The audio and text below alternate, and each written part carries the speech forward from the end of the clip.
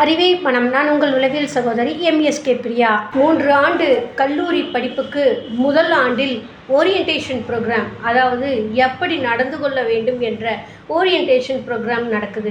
ஆனால் வாழ்க்கையில் வாழக்கூடிய 25 ஆண்டு காலத்தில் 27 ஆண்டு காலத்தில் ஒரு திருமணம் செய்பவர்களுக்கு ஏன் ஓரியன்டேஷன் என்று வாழ்க்கையை எப்படி வாழ வேண்டும், எப்படி இருக்க வேண்டும், எவ்வாறு தன்னை மேம்படுத்தி கொள்ள வேண்டும், எவ்வாறெல்லாம் இருந்தால் இந்த குடும்பத்தில் சமூகத்தில் இணைந்து வாழ முடியும் அப்படிங்கிறதுக்காக ஓரியன்டேஷன் எங்கேயாவது நடக்குதா?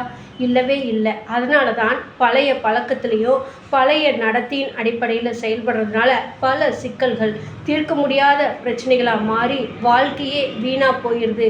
வாழ வேண்டிய காலத்தில் வாழாமல் தானும் கஷ்டப்பட்டு தன்னுடைய இருப்பவர்களையும் வருத்தப்படுத்தி வேதனைப்படுத்தி வாழ வேண்டிய சூழலுக்கு தள்ளிவிட்டுருது. உங்ககிட்ட இருக்கக்கூடிய நல்ல விஷயங்கள் தான் உங்களுக்கு பிரச்சனையாக மாறுது. எப்படி தெரியுமா? உங்களுக்குள்ளே இருக்கிற பிரச்சனைகள் என்னன்னே உங்களுக்கு தெரியாமல் நீங்கள் ட்ராவல் பண்ணிகிட்ருக்கிறீங்க. எப்படின்னா, நீங்கள் ரொம்ப ரொம்ப நல்லவங்க, யாருக்கும் கஷ்டப்படுத்த மாட்டீங்க, யாரையும் வேதனைப்படுத்த மாட்டீங்க, மற்றவங்கள புண்படுத்துகிற மாதிரி பேச மாட்டீங்க. இந்த மாதிரி நல்ல பழக்கங்கள் உங்களுடைய வாழ்க்கையை உங்களுக்கு இழக்கச் செய்யுது. நீங்கள் நிம்மதியாக வாழ முடியாத நிலைக்கும் கூட உங்களை தள்ளி விட்டுருது. இதனால் பார்த்திங்கன்னா உங்களோட இரக்க குணம்னு சொல்லக்கூடியதை மற்றவங்க பயன்படுத்திக்குவாங்க. உங்களை நீங்கள் நம்புறீங்களோ இல்லையோ, மற்றவங்களும் உங்களை நம்ப மாட்டாங்க. உங்களை ஒரு என்டர்டெயின்மெண்ட் பர்சனாகவும் ஒரு காமெடி பீஸாகவும் உங்களை வச்சுருப்பாங்க. எல்லா நல்ல குணங்களையும் முறைப்படுத்தணும். அந்த முறைப்படுத்தலைன்னா வாழ்க்கை சிக்கலுக்கு தள்ளப்பட்டு உங்களுடைய வயது 40ஐ கிராஸ் பண்ணும்போது தான் நான் வாழவில்லை, ஏமாந்துட்டேன், என்னை ஏமாற்றிட்டாங்க அப்படிங்கிற நிலைக்கு நீங்கள் தள்ளப்படுறீங்க.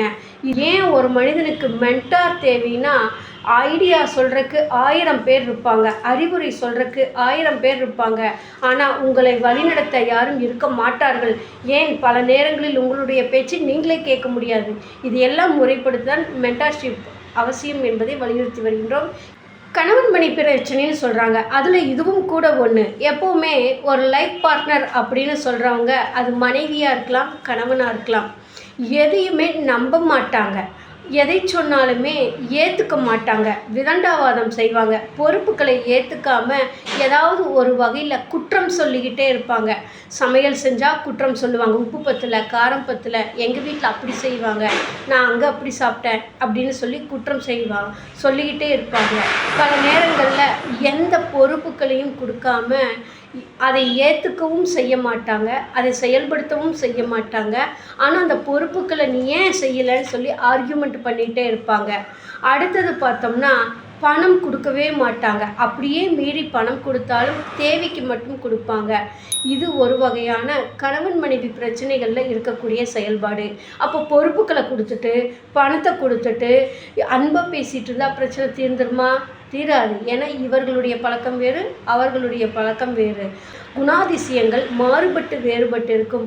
அது மற்றவர்களுக்கு சாதகமாக பாதகமான செயல்பட தெரியாதனால தான் பல சிக்கல்கள் வருது. இதை முறைப்படுத்த தான். இது அட்வைஸோ ஆறுதலோ கிடையாது. எதையுமே முறைப்படுத்தணும். அளவுக்கு மீறினால் அமிர்தமும் நஞ்சுன்னு போகிற நீங்கள் எதையெல்லாம் செய்கிறீங்களோ அது அளவுக்கு மீறி போச்சுனாலும் பிரச்சனை, அளவுக்கு குறைவாக இருந்தாலும் பிரச்சனை. எதையை எப்படி சூழலுக்கு தகுந்த மாதிரி அமைக்கணுங்கிறதுக்காக தான் இந்த வழிகாட்டுதல் எம்எஸ்கே மென்டார்ஷிப் ப்ரோக்ராமில் கொடுத்து கொண்டு வருகின்றோம்.